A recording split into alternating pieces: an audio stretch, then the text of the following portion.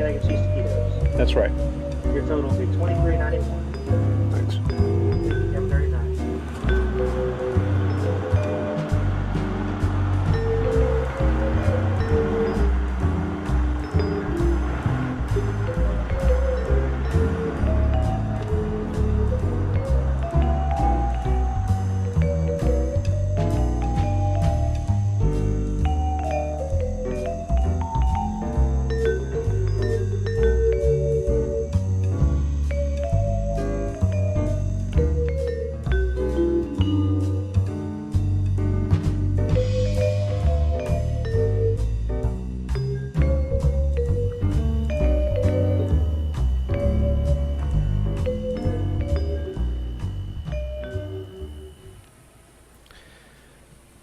Yeah, it's just something a little different, some sights and sounds from last night and from today, and this is the picture we're looking at this evening here in our neck of the woods in Texas. A lot of the usual tropical debris cloud just hanging around, and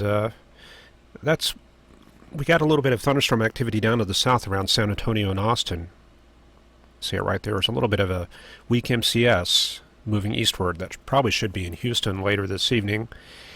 And looks like the bulk of it will stay pretty well to the south of I-20. So what's causing that? Well, remember the past several days we were talking about southeasterly flow occupying most of Texas. Got a little bit of a change today. Got this northerly flow coming in. So even without looking at pressure lines, we can see that there's a big change compared to yesterday. So now I'm going to draw the sector of winds coming from the southeast, and you can see there's a bit of a difference. So you can tell we should be able to draw a front in between the two. Maybe I should choose a different color. There you go. So kind of a weak cold front coming down, winds behind it only about 5 or 10 knots. However, that's going to be enough to bring some of this slightly drier air down. If I use isodrosotherms, I'm going to draw the 60 line. So there's 60s coming down from central Oklahoma, 65 line like that. So it's not going to be a whole lot drier, but if you're north of I-20, I-30, yeah, you probably will see a difference. There's the picture from the visible satellite photo. You can see a large anvil just east of Austin right there, and there's a little bit of gravity wave along the top of it right there, and then you have the overshooting top there. So even if you lose your radar, you can use this to kind of pick out where the stronger cells are. You could probably even use this to issue your severe weather warnings if you have nothing covering that area. So there's a few more down here,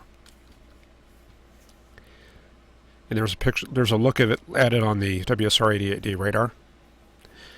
When I was running the loops, I was seeing a little bit of what looked like an MCV, like a little mesoscale convective vortex that was moving eastward. And when you're looking for the strongest winds along these MCSs, you're going to look where there's the most bowing. So the only cell I would really be concerned about is right here. So that's going to be out near Caldwell and maybe around the College Station area. But overall, not much in the way of severe weather potential for today. So SPC only has a marginal area for Ohio and northern Kentucky, and tornado percentage risk 2%, less than 2% in all areas. So not too bad for today. And the severe weather hazards are looking like only flood type activity for the I-35 area Texas. This would be flood watches. But man, we still got this heat situation going on in the Pacific Northwest. So you can see it right there. Got 91 there in Seattle, 99 in Portland, 100 in Salem, and 105 in Medford. So they're still suffering through that, and I'm not too sure they have much air conditioning there in Seattle, Tacoma. Maybe some of you know for sure, but I wouldn't think they do. They're probably really struggling through this. Elsewhere around the country, I've had a couple of viewers mention where they're at, and they wanted to see a little bit of coverage in the area. So we had one viewer in Ohio right there, and they're seeing a cold front, the same cold front affecting Texas, which is pushing eastward through the Midwest. So that's coming through just east of Indianapolis and east of Grand Rapids, and that should be in the Ohio area later this evening. But there are a few thunderstorms out ahead of that. So there's the SPC plot of current weather. Let me see if I can bring up the observations here. So we've got pretty good dew points ahead of this line here. We've got 71, 72 dew points just south of Dayton and Columbus.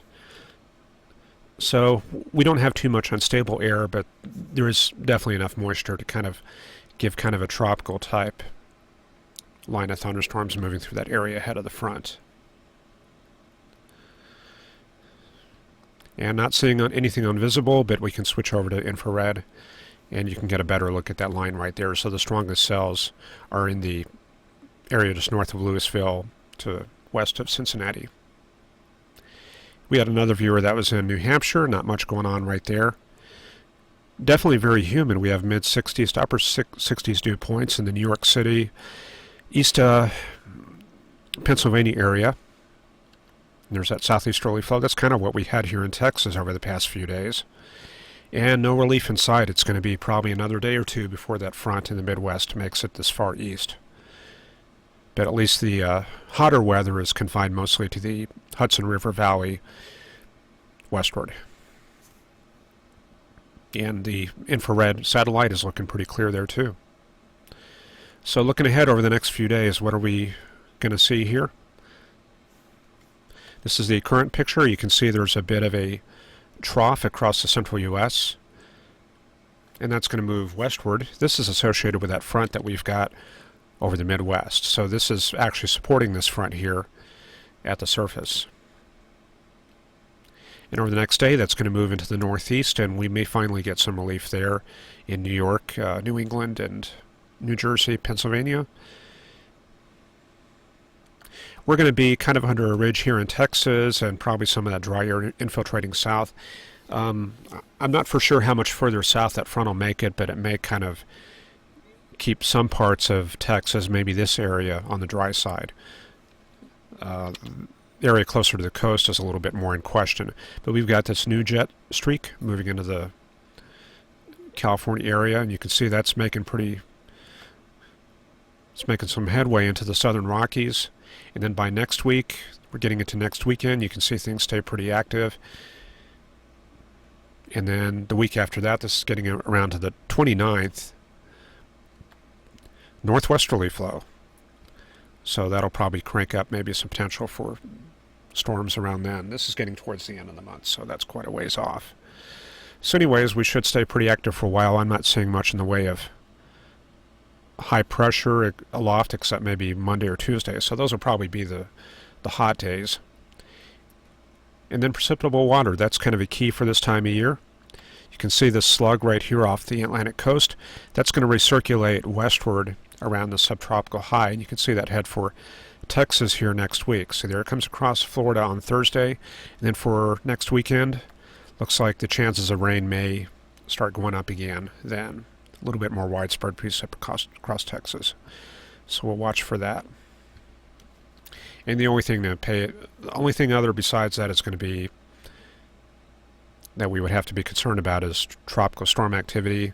We got this one tropical storm off the east of Puerto Rico, so this is probably going to go well east of here, but we'll have to watch these waves coming off the, better move the window here, and you can see that a little bit better. These are the ones we're going to have to watch out for. These may have a better potential of reaching the Caribbean and maybe Florida, so that could be another factor a week or two from now. The peak of hurricane season is September 8th, September 9th, so we're still ramping up for that. And we're not going to be out of the woods for that until October, so that could also affect our weather here over the next few weeks.